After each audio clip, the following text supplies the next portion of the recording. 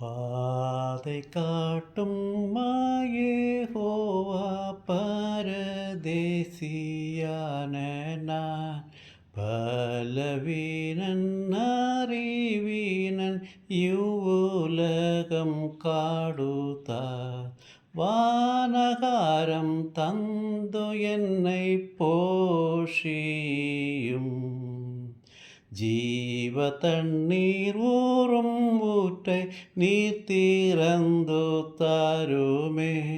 தீபமேக ஸ்தம்பம் காட்டும் வழியில் நடத்துமே